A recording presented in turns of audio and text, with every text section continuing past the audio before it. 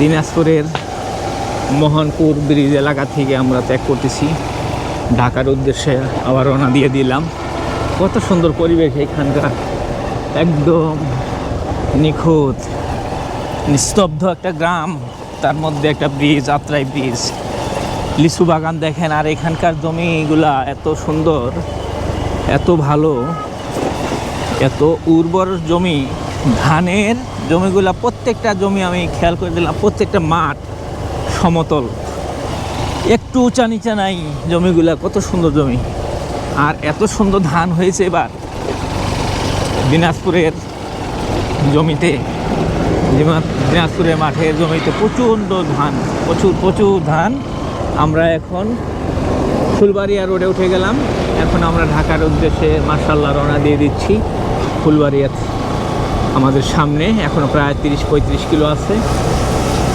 আমরা এরপরে হিলি যাব।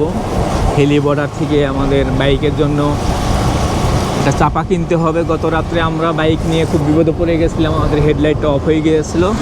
খুব কষ্ট করে আমরা তখন আমাদের গন্তব্যস্থল 10 মাইলে এসে পৌঁছিয়েছিলাম, কিন্তু খুব কষ্ট হয়েছে। হেডলাইট ছাড়া গাড়ি চালানো খুব মুশকিল। রানীর বন্দর, সিরির বন্দর, বগুড়া 121 কিলোমিটার। সিএনবি মোড়, এই সিএনবি মোড় থেকে আমরা বামে গিয়েছিলাম রানীর বন্দরে। মাশাআল্লাহ এখানকার অত্যন্ত সুন্দর পরিবেশে ঘুরে গেলাম গত 2 দিন, খুব ভালো লাগলো। প্রিয় বন্ধুরা, রানীর বন্দরের বেশ সুন্দর জায়গা, মাছ মারছে সবাই এখানে, প্রচণ্ড মাছ এসব নদী থেকে মারা হয়। আর লিচু বাগান দেখেন, কত সুন্দর লিচু বাগান, গাছ ছোট ছোট কিন্তু বট গাছের মতো এক একটা লিচুর বাগান, এক একটা গাছ বিশাল বিশাল সুন্দর গাছগুলা।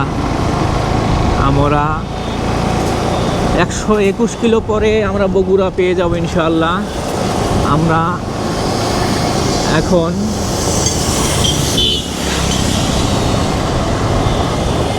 সিরির বন্দরের এই রোড মাথা থেকে আমতলি, এই জায়গাটার নাম আমতলি, থেকে আমরা ছুটে চলছি হিলির উদ্দেশ্যে। রাস্তাটা খুবই সুন্দর, ওয়ান ওয়ে রোডের মতোই, টু ওয়ে হলো গাড়ি ঘোড়া খুবই কম, তাই রাস্তায় চলাচল করে মাশাআল্লাহ অনেক শান্তি পাচ্ছি। এবং শান্তির রাস্তা, খুব সুন্দর রাস্তা, দেখেন কতই না ভালো রাস্তাটা একদম খুবই সুন্দর, খুব সুন্দর। আমাদের নর্থ বেঙ্গলের রাস্তাগুলা অসম্ভব সুন্দর হয় জানেন।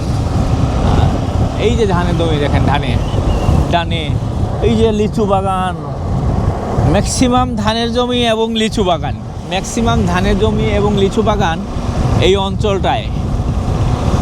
দিনাজপুরে যে পরিমাণ রবি শস্য হয় বা ধান হয়, আমার মনে হয় বাংলাদেশে এরকম যদি প্রত্যেকটা জেলায় ধান হতো, আমাদের দেশটা আরও সুন্দর হতো। আমাদের চাউলের দামটা আজকে, যে চাউলটা সর্বনিম্ন সেটাও 60 টাকা। তো প্রত্যেকটা জেলা যদি এরকম ধানের আবাদ হতো, আমাদের চাউলটা এত দাম হতো না।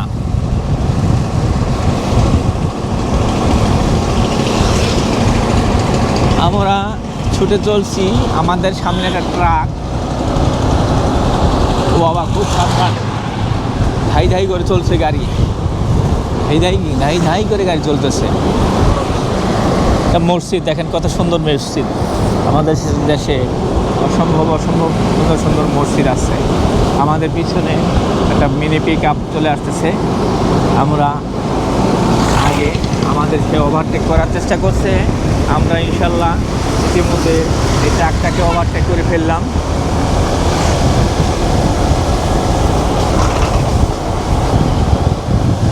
খুব ভালো লাগে, এত ভালো আর এত সুন্দর রাস্তা।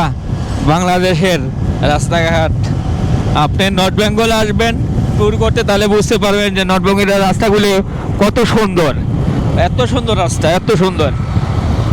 রাত্রেবেলা যখন আমরা আসি শনিবারের রাত, তখন এই রাস্তায় গাড়িই নাই। আমরা অবশ্য গভীর রাত্রে এই রাস্তায় পৌঁছিয়েছিলাম আমাদের দিনাজপুরের।